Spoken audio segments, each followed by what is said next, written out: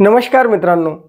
निवडणूक आयोगाचा पक्षपातीपणा, अकार्यक्षमता अथवा या निवडणूक आयोगाचा अपारदर्शी असा कारभार असो, याच्या माध्यमातून म्हणा अथवा तपास यंत्रणांचा गैरवापर म्हणजे ईडी, सीबीआय, इन्कम टॅक्स यांच्या माध्यमातून दबाव आणून मिळवलेली सत्ता म्हणा अथवा न्यायालयाच्या माध्यमातून काही नको ते उद्योग केले असा आरोप करून म्हणा, परंतु या आरोपांमध्ये आता याला काही एक फळ लागणार नाही.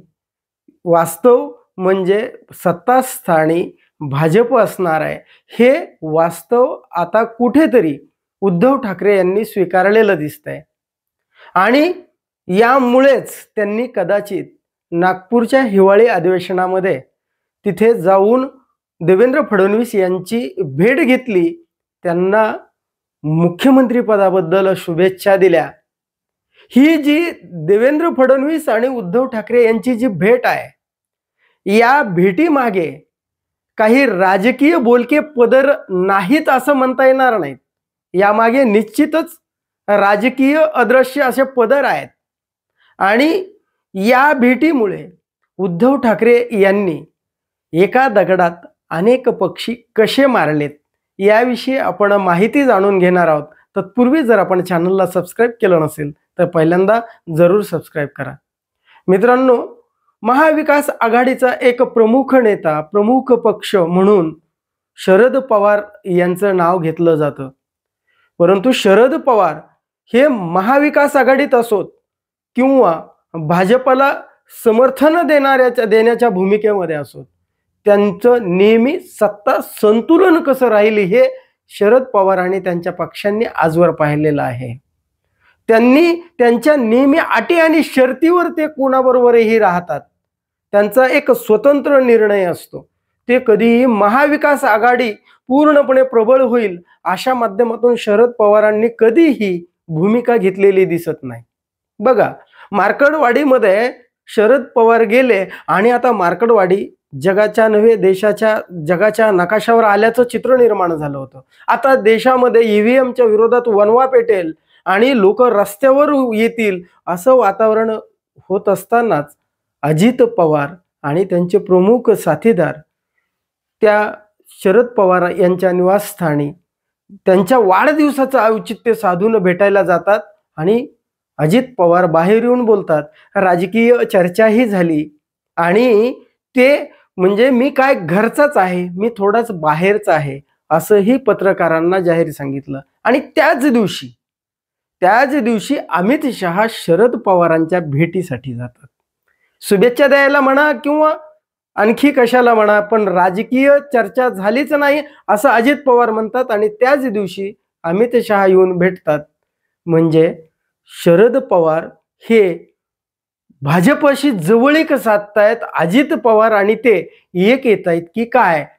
सुषमा अंधारेंनी यावर वक्तव्य दिलं. त्यांच्याकडून एक वक्तव्य आलं होतं की ज्या रोहित पवारांच्या आई म्हणतायत की कुटुंब म्हणून आपण एक पुढे गेलं पाहिजे, त्यावेळेस सुषमा अंधारे म्हणाल्या होत्या की त्यांनी कुटुंब म्हणून एकत्र येण्यावर कोणाचा आक्षेप नाही आणि आम्ही त्याविषयी बोलू पण शकत नाही.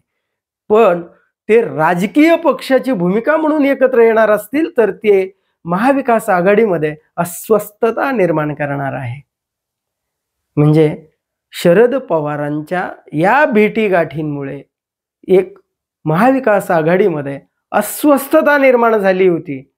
आणि हाच संदेश मग आता उद्धव ठाकरे देवेंद्र फडणवीसांना भेटून शरद पवारांना एक संदेश देत आहेत का की आमचाही संवाद आणखी तुटलेला नाही.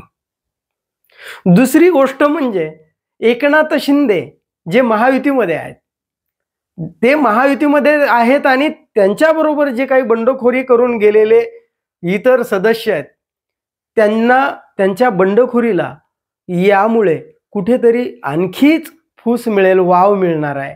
आणि एकनाथ शिंदेंची जी बार्गेनिंग वाटाघाटीची जी क्षमता आहे किंवा भाजपामध्ये त्यांचं जे काही वजन आहे, तिथं त्यालाही चेक बसतो.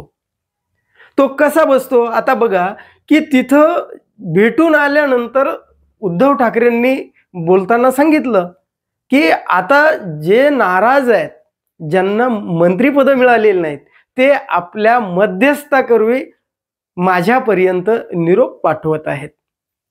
म्हणजे यामुळे एकतर देवेंद्र फडणवीसांची भेट घेऊन आपण देवेंद्र फडणवीसांच्या जवळ म्हणजे भाजपाच्या जवळ आहोत, आणि नाराजांना पुन्हा मला अनुभव आला 2019ला असं उद्धव ठाकरे म्हणाले. मी अनुभव घेतला, आता त्यांनी अनुभव घ्यायचा आहे, त्यांनी घेत आहेत. आता हे म्हणून सुद्धा त्यांनी काय केलं की बंडखोरासाठी मातोश्रीचे दरवाजे हळूच किलकिले तर केलेच, परंतु या एकनाथ शिंदेंना सुद्धा एक संदेश दिला गेला की मी देवेंद्र फडणवीसांच्या बरोबर संवाद साधू शकतो. आणि तिसरी गोष्ट म्हणजे काँग्रेसला जे काही या विधानसभा निवडणुकीमध्ये वाटाघाटीमध्ये जागा वाटाघाटीमध्ये जो मनस्ताप शिवसेनेला झाला ना, तो काँग्रेसमुळे जास्तीच्या प्रमाणात झालेला आहे. आणि यावर बोलताना सुद्धा की 370 कलम असो ते भाजपाबरोबर आहेत, सावरकरांचा मुद्दा असो ते भाजपाबरोबर आहेत, राम मंदिरांचा मुद्दा असो ते भाजपच्या भूमिकेशी साधर्म्य ठेवून आहे शिवसेना अगदी पहिल्या दिवसापासून. म्हणून त्यांनी आता काल सुद्धा एक संदेश दिला या भेट झाल्याच्या नंतर की भाजपनं नेहरू करणं म्हणजे रडणं थांबावं, नेहरू करून रडणं थांबावं, आणि काँग्रेसनं सावरकरांच्या संदर्भात बोलणं थांबवावं, बंद करावं.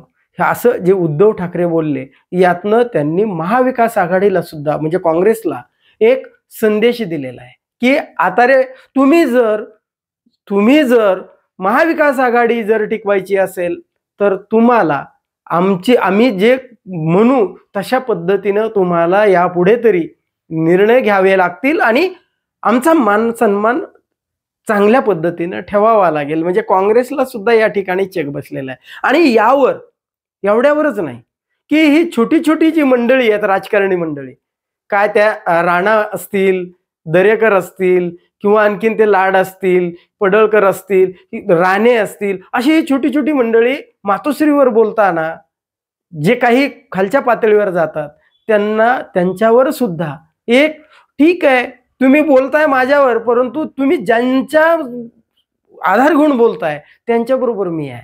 म्हणजे कशाला बाबा, जर फडणवीसच जर उद्धव ठाकरेंबरोबर भेटत असतील, जात असतील, तर आपण कसं बोलायचं खाली पातळी, म्हणजे यांना सुद्धा बोलण्यावर त्यांच्या संयम ठेवावा लागेल. म्हणजे एका दगडामध्ये अनेक पक्षी कसे मारले उद्धव ठाकरेंनी, हे आपल्याला ह्या त्यांच्या एका भेटीतून दिसून येतं. हे विश्लेषण आपल्याला खरोखर कसं वाटलं, आवडलं जर असेल तर कमेंट करून जरूर सांगा. धन्यवाद. जय महाराष्ट्र.